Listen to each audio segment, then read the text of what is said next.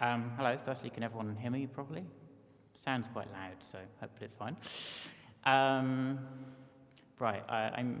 sitting down, which is a bit unconventional, but I've injured my knees, this is why. And I also am still a bit jet lagged, so if it's all an incoherent mess and it doesn't make any sense, then let me know and I will clarify things.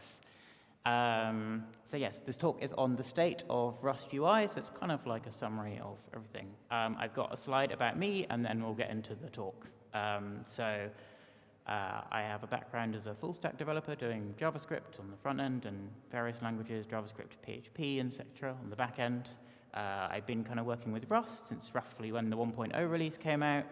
I'm currently working on Blitz, which is a kind of a web view for specifically targeting apps, so kind of like Electron more than an actual web browser. Taffy, which does the layout for that, so this is like web layout, Flexbox, CSS Grid. And I'm also doing some work for the Servo project, which is kind of modularizing it, making the components more available. They're all open source, but they're not really very easy to use, so making that more available and improving the layout using the work that I've been doing on Taffy. And I also maintain this crate directory called bless.rs, which is partly how I know about all of the things that I'm going to talk about today. Okay, so what is this talk going to do? I'm going to briefly talk about UI frameworks that are not Rust-based, just to kind of give a bit of context. Some kind of high-level discussions around what Rust UI looks like.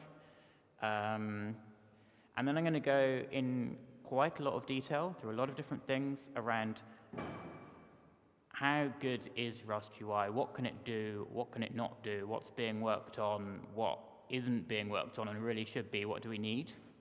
That's going to be the kind of the bulk of the talk. I'm also going to talk a little bit about the Rust language itself, whether it works for UI development and how it could be improved to make it better.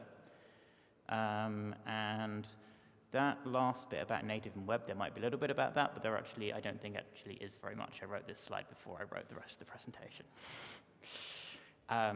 Before I start, are people in this room, are you writing UIs with Rust? How familiar are you? A little bit, a few of you. Okay. Right, so I will get into it. So when we are talking about UI, or I'm talking about application UI, the kind of UI that I'm talking about is like a desktop app or a mobile app. The sort of UIs you might write with Win32 or WPF on Windows traditionally, or Cocoa on iOS or macOS, Swift UI, Jetpack Compose, Qt or GTK on Linux, or they also work cross-platform. They don't really work very well on mobile, but they work quite well on desktop, ish. There's some more modern ones like React Native or Flutter that, work better on mobile, but you can kind of do desktop. You can kind of maybe do web with them. There's web-based ones like Electron and Capacitor, like Capacitors for mobile, Electrons for desktop. And there's a bunch of other UIs you can do, but we're not really going to talk about those. I think if you are like a commercial company, a startup, whatever, and you want to make a desktop app, you're probably going to be using one of these. Not everyone, and some people make their own UI toolkit, etc. But this is kind of the benchmark, if you like, for what Rust UI needs to compete with, and the kind of UIs that I will be talking about in this talk. Yeah, there's these other ones like terminal interfaces, game UIs, UIs on like tiny embedded chips and stuff that I'm not really going to talk about, although they're also interesting, but there's only so much you can fit. Why would we be interested in doing UI in Rust? A lot of it's just we like working with Rust. Probably if you're coming to this conference, you like that. I certainly do. It's got high performance, good type system, etc. Rust is typically very good at being cross-platform, which is something I think that a lot of people making UIs want because they want to write it once and run it everywhere.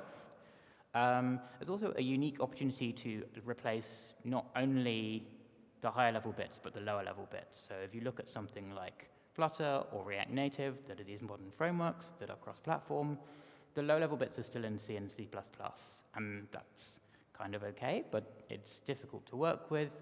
A lot of the people who use those frameworks can't contribute to those bits, so it would be kind of amazing if we could just write the whole thing in one language. And there's also an opportunity potentially to target web and native in one code base. And you can obviously do that with something like Electron, but you then has all the limitations of web. You can kind of maybe do it with React Native Web, but it's kind of not very good. There's no kind of inherent limitation there, I don't think, but it just hasn't been built out, and we could maybe build it first. And if you try and do it with something like Flutter or Qt, you're just compiling the whole thing and doing it in a canvas. That's not good. But there might be some less good things as well. And maybe I'll come back to those later, because I've got a whole section on that. So what do we actually have in the Rust UI landscape? What does it look like? It's a lot of things that are like Flutter. And by like Flutter, I mean they're doing all of the rendering themselves. It's not like React Native, where it's using the system toolkits underneath and just doing the layout and kind of generating that and letting the system platform libraries do the rendering. It's doing everything itself. And there's a bit of web stuff. So, I mean, there's Servo, the browser engine. There's Tauri, which is just using the system web views. There's Blitz that I've been working on. And there's also, which is again kind of off topic, but I'm just going to mention it briefly, a bunch of libraries like Deoxys, Leptos, and Sycamore that are actually targeting web. So you can load it from a URL, it will run via WebAssembly in your browser, which I think are worth mentioning because some of those are the ones that will target web and native. And there's like a tiny amount of people doing what I've termed actually native, where you're using the kind of operating system's native toolkits. There was recently the Firefox implemented a crash reporter using this technique, but it's very restricted. They haven't even attempted to make a UI library out of it. They've just implemented their one little tiny crash reporter. There are GTK bindings, which I guess is native, but it's only, I mean, if you're using GTK, then you're not getting much benefit from the Rust side of things, right? And there's things, specialized things like RFD is a library for opening like a file selection dialog. So you get like the native Windows or the native Mac file dialog, because people expect that even if they're using a UI that looks completely different. The Rust UI landscape looks a lot like the kind of the front-end web framework ecosystem, where you've got loads of different frameworks. You've got React, you've got Angular, you've got Vue, but you've also got Svelte, Inferno. I could name 100, right?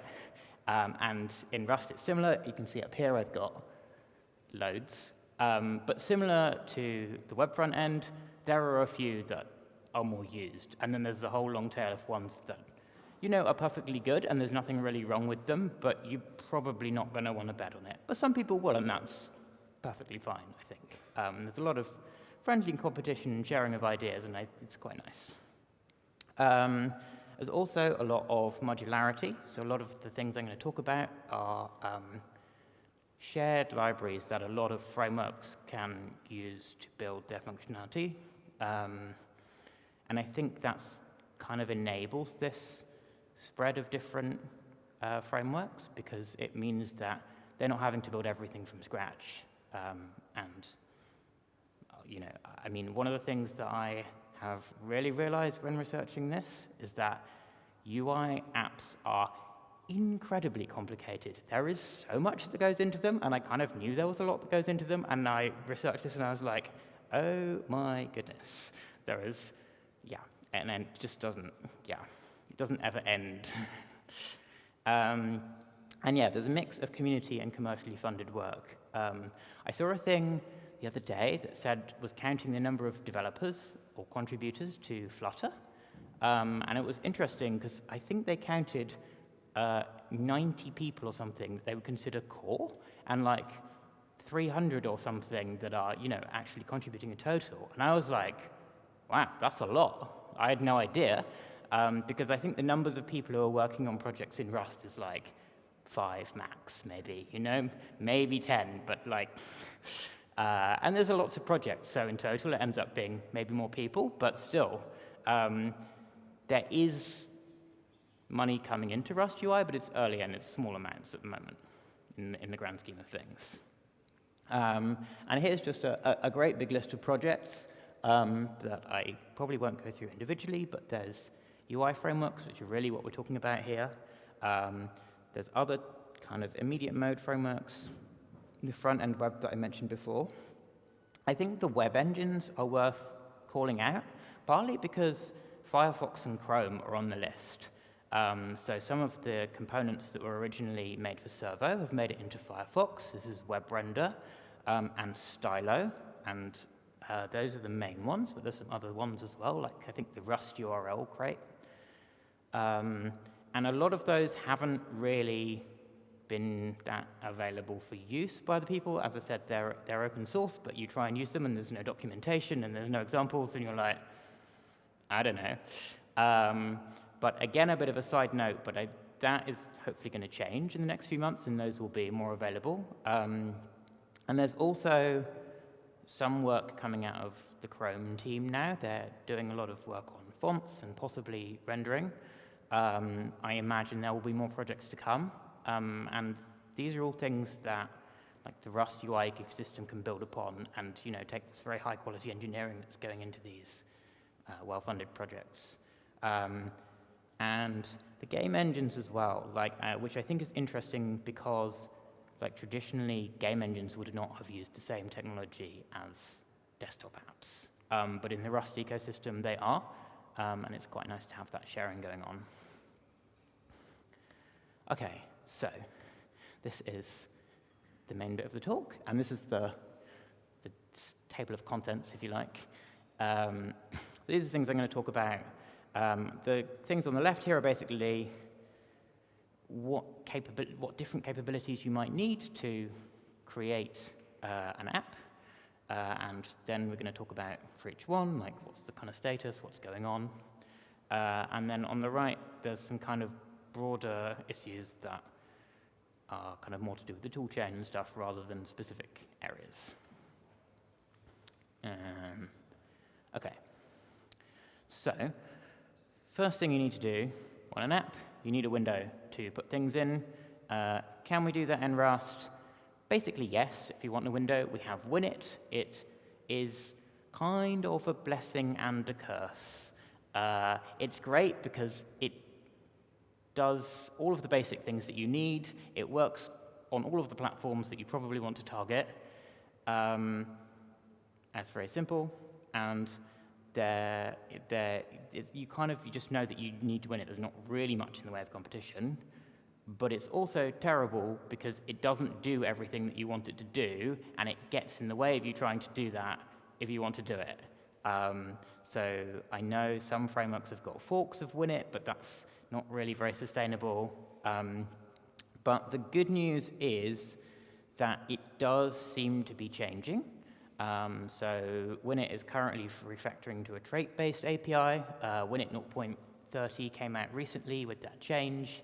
The change itself is not really the big news, but it's what it enables, which is, for example, APIs from the system that need an immediate response. That wasn't possible with the previous API because it was going through a queue, and now it will be. And there also just seems to be, I think, and we will see, an openness to actually adding the things that people want. One of the things that Winit has historically done is said, we'll only implement things if it's available cross-platform. We've got this brilliant abstraction for it. But sometimes that's not really feasible to do. So I'm hoping that we'll get more, well, let's just implement this on this platform where we really need it, and we'll get to the abstraction later. And I'm also hoping that we might, although I think it's going to be technically difficult, be able to get to a point where we can go, well, we haven't implemented this in Winit yet, but you can implement that yourself if you're willing to do so, and we'll have an extension point for you to do that. And then, yeah, if you weren't aware, there was a project called Glacier, which was a competitor, but the latest news is that is merging with Winit and is no longer relevant, which simplifies things for everyone. And then the only other thing in this space is if you want to embed your window in something else, and one of the key use cases for this is if you've got like an audio production app and you want to like make a little plugin to like control all the things, then you can't use Winit. Winit doesn't do that. But there's this other library called BaseView that does, and a thing that wraps it called NIH plug. Not sure what that stands for. Maybe not invented here, but I don't know why it would be called that. That allows you to do that in Rust, which is pretty cool, but you can't really mix and match that with Winit, so you can't embed stuff in your own app, which is unfortunate. Okay, so you've got a window, you want to draw in it. What do you do? There's kind of 4 options, really, and this isn't really Rust specific, it's kind of generally true. You can do software rendering, you can do OpenGL rendering, or maybe DirectX, but no one's really doing that anymore, I don't think. You can do Vulkan, Metal, or DirectX 12, depending on which platform you're on. And then you can do WGPU, which is an abstraction of those latter 3. Those are all available in Rust. So there's possibly not that much more to be said.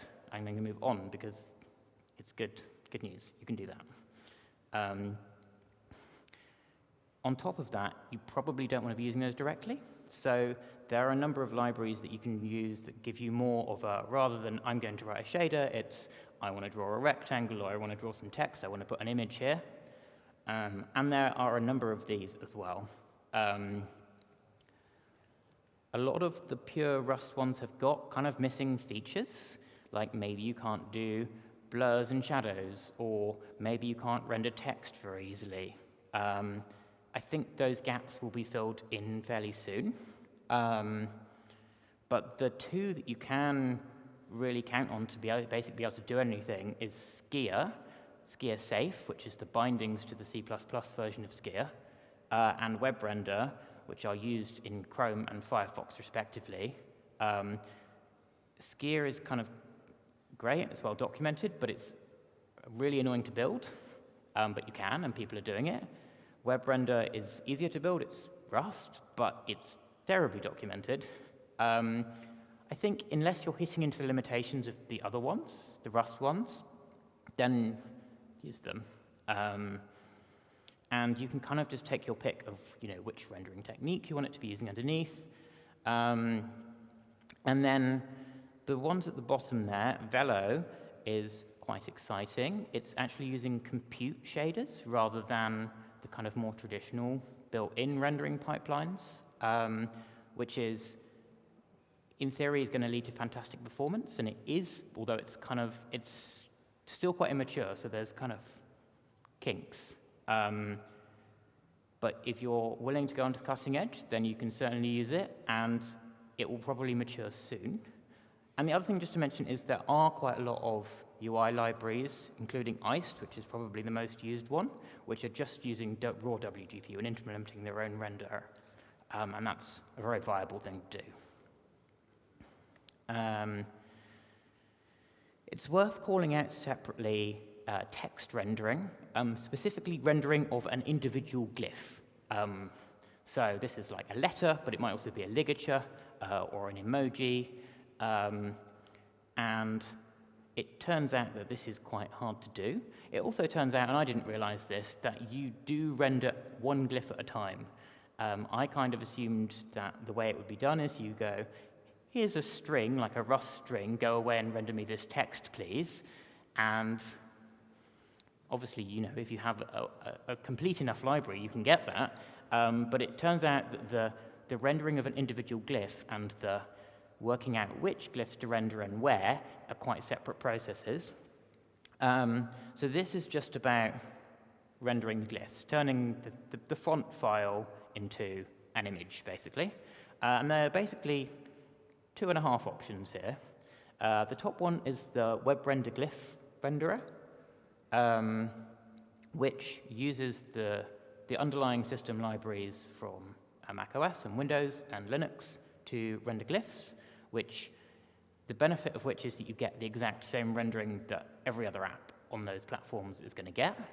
The downside is that you have to interact with the system APIs, which is a massive pain and involves going to C, and it means you have to load the fonts in certain ways, which if you're also trying to use other libraries means that you have to load them twice sometimes in practice. So it's annoying, but it does work, and if you want the exact matching of the system, that's what you should use.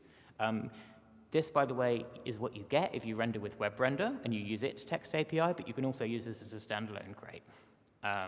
You render it to an image, and then you'll just use it as an image in your rendering. And the other two are closely related. Swash has been around for a while. It's probably what most people who are rendering in text are using. Cosmic Text uses it, FentoVG uses it. It's pure Rust.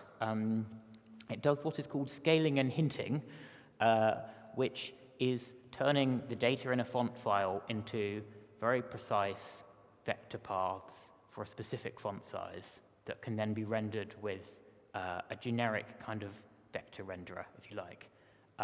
So you could, for example, just turn that into an SVG and use an SVG renderer, and the SVG renderer wouldn't have to render text, it would just render a path. And this trait I have here is, it's actually for Screefer, which is very similar to Swash. It's a lot of the work has been done by the same person, not all of it. And this is the trait from Screefer, which is what you need to implement if you want to render a glyph using Screefer, which it may look kind of complicated, but this is something that anything that can render vectors will be able to do very easily. You kind of just forward all of these parameters to a method. It will be what it will end up looking like. So I think it's quite exciting that we have probably very high quality glyph rendering that will be pure Rust and will plug into anything. And that is available today. I think there's more work being done to kind of improve the quality of the rendering, but it's certainly usable. Oh yes, and then fake, bold, and italic coming soon, supported in Swash, not supported in Screefer yet. Okay, final bit about rendering, drawing things, is the system compositor, which is, compositing is when it's kind of like making a collage, pasting images on top of each other, which is easy to do with a computer, right? Like you can just write the stuff on top. But operating systems need to do this as well, because if you've got multiple windows from separate processes that can't talk to each other, then you need something to compile them together. So that kind of adds an additional processing step that you can't avoid if you're using a modern operating system, which means that it can be much more efficient to just use that processing step that's already there rather than to do your own.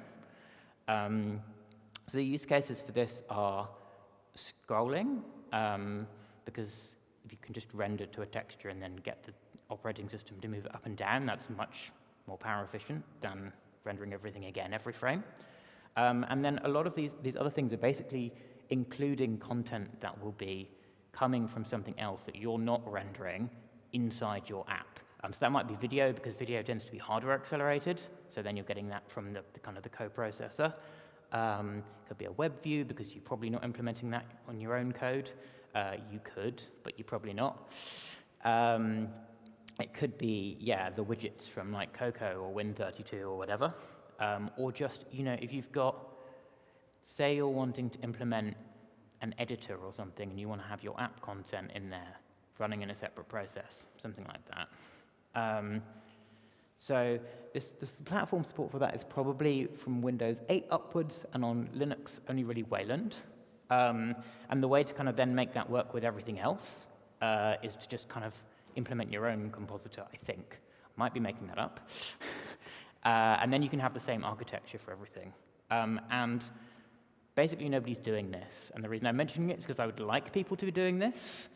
So if anybody would like to take this on, or would like to fund someone to take it on, not me, because I am not qualified to do this work, then please do, because I think this is going to be important. And I know that like Firefox became usable for me on Mac when they started doing this, because the power usage just went whoot. Okay, so done with rendering. Going to talk about layout. Going to try and go slightly quicker, because I think I've still got lots of slides. But I can always skip them. Okay, so we've got a window. We can draw things to screen. We want to make sure they're in the right place. First things first, do you want to only have some certain built-in layout methods, kind of like the web does? So you've got Flexbox and CSS Grid and whatever else it provides, but if you want to do your own, you can't. Or you can, but it's going to be slow, and it's not going to be as good as the built-in stuff. Or do you want to use a trait, maybe go, you're a box, you can do what you like inside your widget. Let people implement their own layout algorithms as a kind of user-land widget. I'm kind of trying to push most people towards the open way of doing things. I think it's a lot more flexible. I think there's kind of not really any reason not to do it for the most part in a native thing. The only reason you might maybe not want to do it is either because it's simpler not to and you can't be bothered, or because you actually want to target web as well, in which case you might just want to use the web layout algorithms and restrict everything to that so that it will be compatible. But also you could make other algorithms available and just say, if you want to target web, then don't do that. So, I don't know. And the other thing that's worth mentioning maybe here is Flutter has this really cool thing called slivers, which allow like separate widgets to cooperate in a virtualized way. So even they don't just say ahead of time what they want to render, they all cooperate. I think that would be, in the far future, something that would be really cool for Rust to target. I think it's going to be difficult in the kind of statically typed language that Rust is. Okay, so strategies for box layout. So I'm going to talk about text layout on the next slide. Right here I'm talking about boxes. UIs are lots of boxes, right? Everything's a tree of widgets. I think these are probably the main three strategies that I've seen anywhere in UI, not just Rust, be used. So first set is you just use the web layout. Flexbox, CSS Grid. Some of it's like exactly the same as web layout. Some of it's kind of close enough. And advantages of doing this are it's familiar, it's well specified. Disadvantages are performance isn't great. It's exponential time complexity in the worst case. Don't normally hit those, but it's bad when you do. It's probably not a problem in practice, but if you're really trying to sneak the best performance, not ideal. And some people just find the API confusing. If you do want to do this in Rust, there is this library Taffy, that's the one that I work on, which implements this, and it implements this pretty well. And I guess the benchmark would be Taffy is better than Yoga, which is what React Native uses. So if you think React Native's layout is good enough, then you can do that in Rust. Okay, a second model, which a lot of UIs in Rust are using, is this kind of simplified compared to Flexbox, is what I would say, where you have this kind of stretch or fill, where you can say, I want to take up a proportion of the available space after other widgets have been inside. You might say, I've got this thing that's fixed size, and then these two should take up half of the remaining available space each. And that's going to change based on how big your window is, etc. Lots of things in Rust are doing this. Iced is doing this. Vizier is doing this. And there's also a standalone crate for this, which is called Moreform. So yeah, you can do that too. Constraint-based layout, which is kind of what Apple's platforms do the built-in way. And I believe that Qt does it as well, although I have not used that myself. Someone just told me that, so I've got a question mark.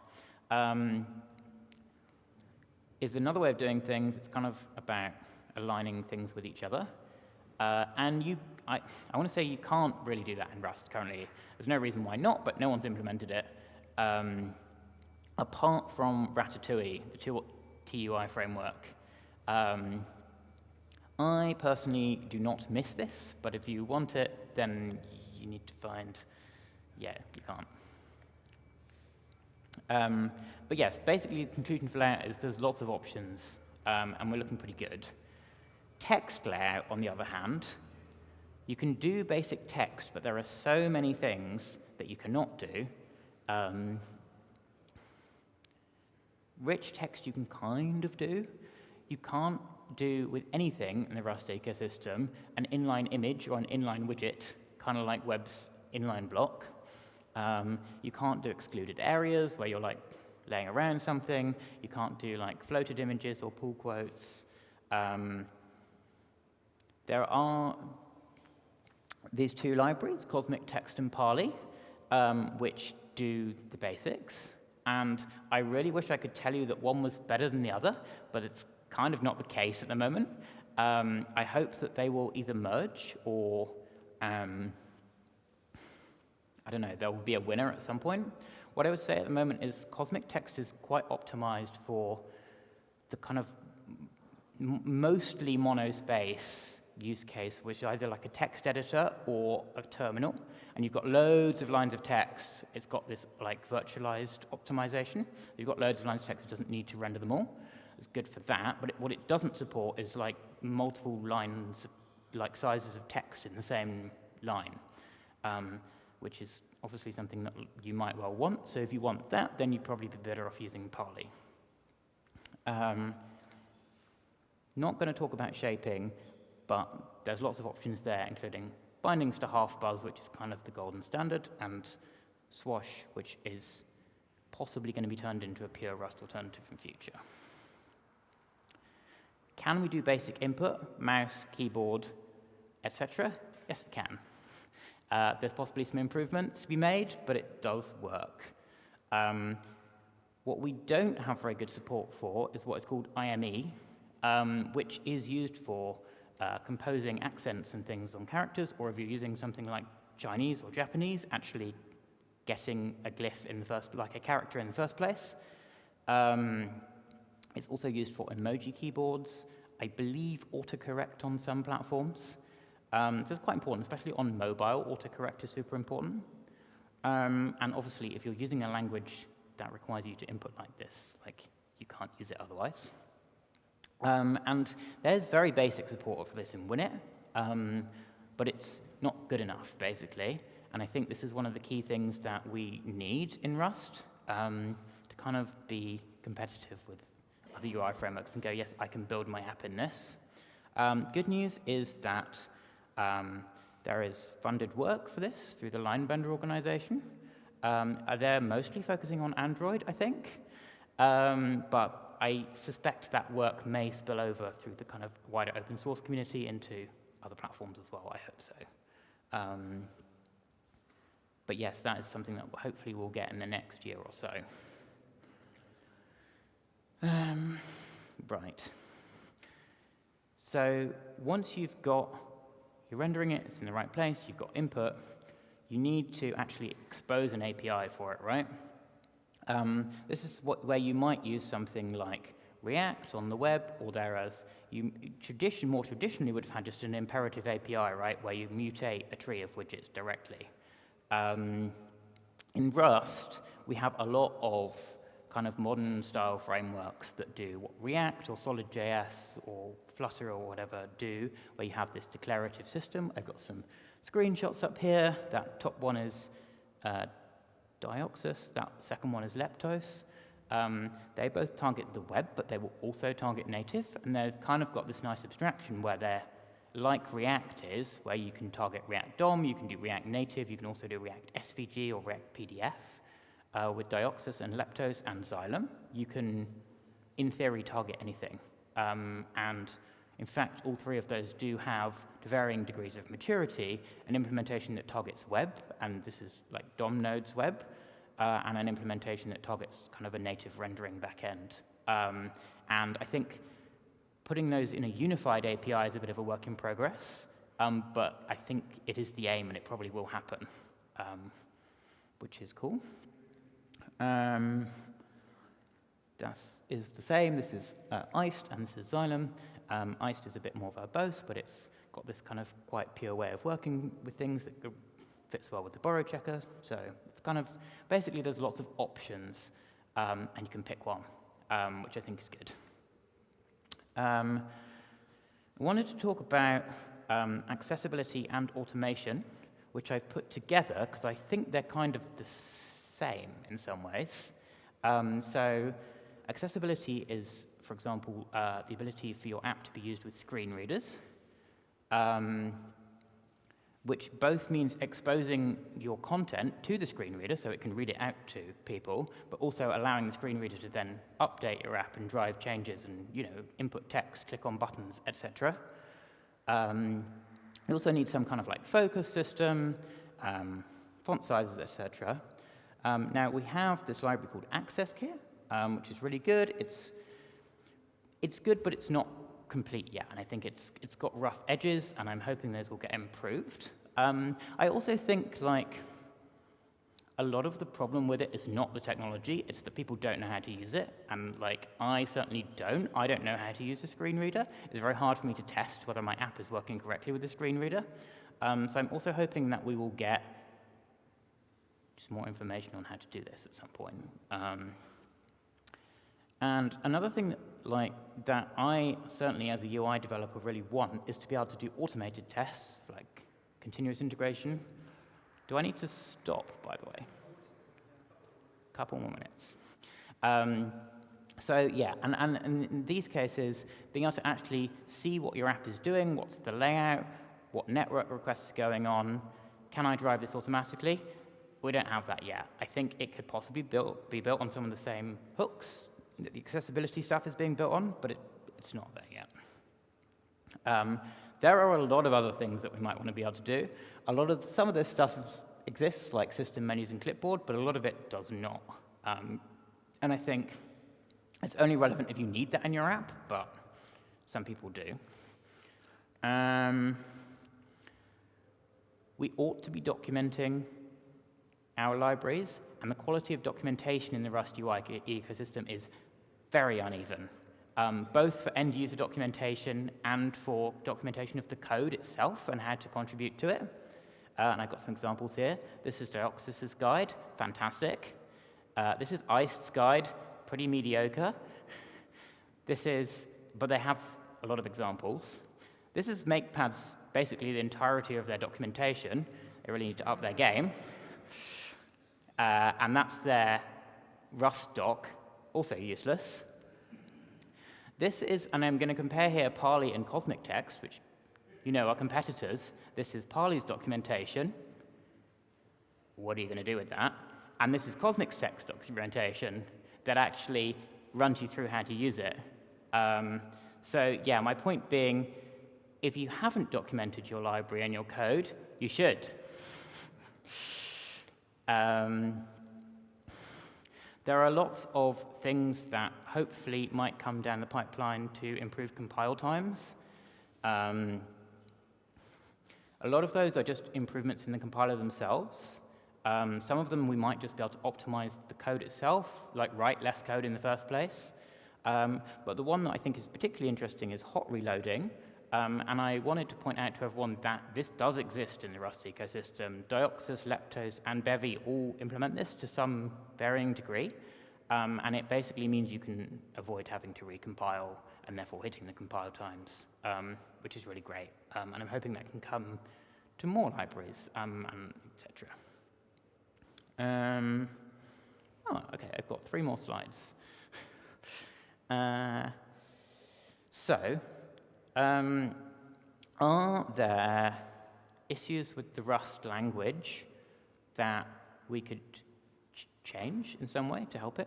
And I asked around some of these. One that a lot of people said for UI frameworks is that being high-level things, we kind of want it to be a bit more implicit than Rust typically is. And if we could have things that are RC and Arc, just automatically clone, so we don't have to call clone all over the place. That would be a really big help. Some UI frameworks are currently hiding this with macros, but maybe there could be, maybe even it might not be implemented for RC and ARC themselves, because you might not want this all over the place, but it could be some special type that is like a new type around an RC or an ARC that has this auto-cloning capability.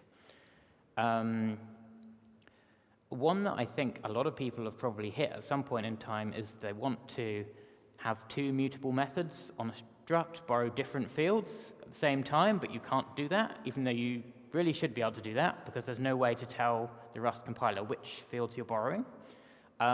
This does work for closures. So the machinery to track the borrows is theoretically there, but we just need some syntax to make this work for methods. So that would be good. And the third one on this first page of kind of ones around ergonomics is some kind of support for partial default. So either named and optional function arguments, so you can kind of omit function arguments or just specify ones further down the list, or a partial default for structs. So currently, if you implement a default trait, you have to provide a default for every single field. But it's often the case that only some of them have a sensible default, and the others you should have to build them. And the only way to do that currently is with a builder pattern, which is very verbose, generates a lot of code, and I feel like this, again, is like, it doesn't necessarily make that much sense for low-level code, where you're dealing with usually quite like strict types, and there's not too many config options. But for high-level code, I think this would make a huge difference, and also probably for like API, HTTP API clients, as well as UI code. And then on a slightly different kind of theme, but I think the orphan rules, it would be super helpful when we're trying to create this modular ecosystem of interoperating crates, if we could not have this strict rule that you can't implement foreign traits. I think that definitely makes it a lot more difficult. If we had specialization, then that would allow us to provide much more ergonomic APIs. We say, well, if you use this type, we just go down this special case path, and you don't even need to know about that as the consumer of the API.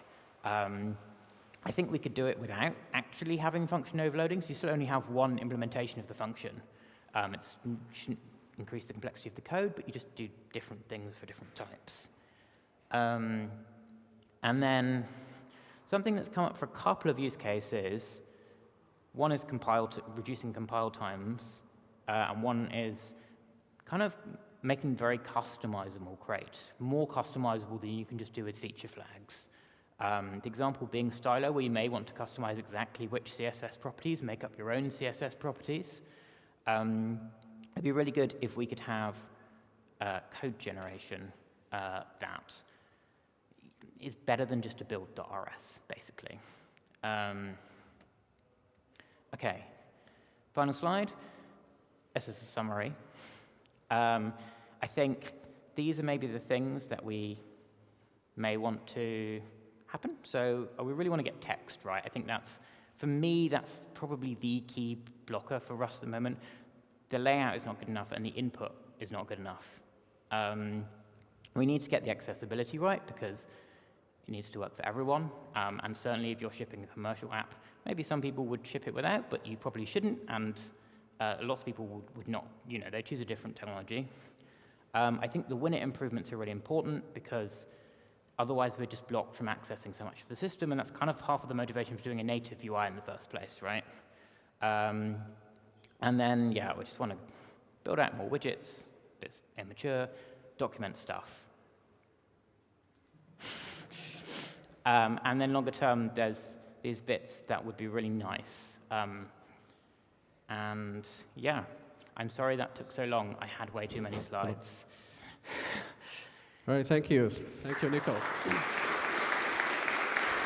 Okay, so we're running a little bit late, but I'll also take one or two questions from the audience. Does anyone have any audience questions?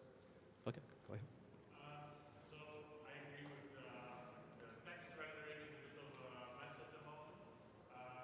You skipped a bit quickly over the shaping stuff. Yes. Rusty was in a bit of rough state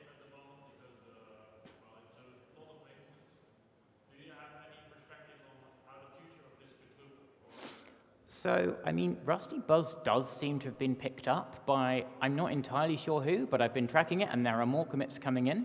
Are you? Yeah, okay. There's your answer. But I don't know. The kind of consensus I'm seeing from a lot of people is we might as well just use half buzz. We've got bindings. It's not difficult. I think the API is fairly straightforward. And maybe then there will be this, maybe out of the Google fonts come this Fontations version of the swash shaper that actually fixes I think it's the index script that it doesn't support. So that we might then get a shaper that's pure Rust. And I think the idea is that it would be much faster than half buzz. And I mean, I don't know, but given that those are both Google projects, maybe that is intended to be a successor, but I think that would be a bit speculative at this point. Okay. Any other questions? Sure. So, as a non-GUI developer, Mm-hmm.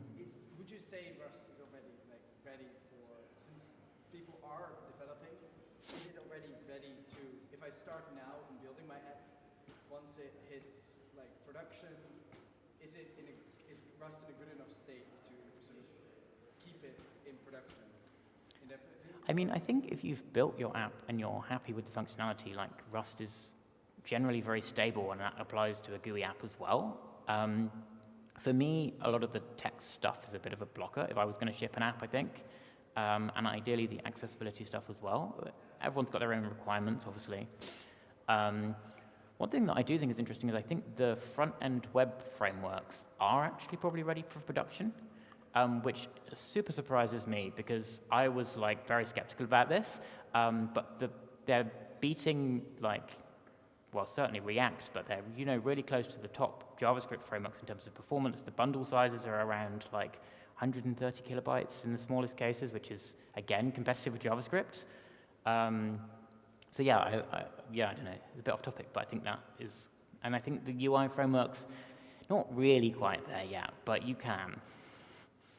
So let me actually add, because my day job is actually working closely with the MakePad team. So he might have mentioned MakePad. MakePad also has a hard reloading, so that's a feature. And I know the authors and core contributors of a lot of frameworks that he mentioned are here actually. So Ben from Leptos, Jonathan from Diaxis, Rick Aarons from MakePad, and core contributors Jorge. Jorge is going to have a talk on using MakePad to build the application. And then also Rubrics, Kevin is also giving a talk on an application called Rubrics, which is a matrix client. So they'll be in different tracks. Jorge and Kevin will be different tracks, but talking about using using MakePad to build the actual UI application. So you can see that live in action. And then obviously Jonathan and Ben will talk about Diaxis and Leptos as well. So you're in the right place to learn as much about it as possible. And also Rust language itself, there are a lot of Rust core language contributors, compiler team, library team, they're all here, actually some in the back. So feel free to talk to different people during the breaks, during lunch. You'll learn a lot from the actual people who are building everything. So thank you. So I think we're out of time, so thank you very much, Nico.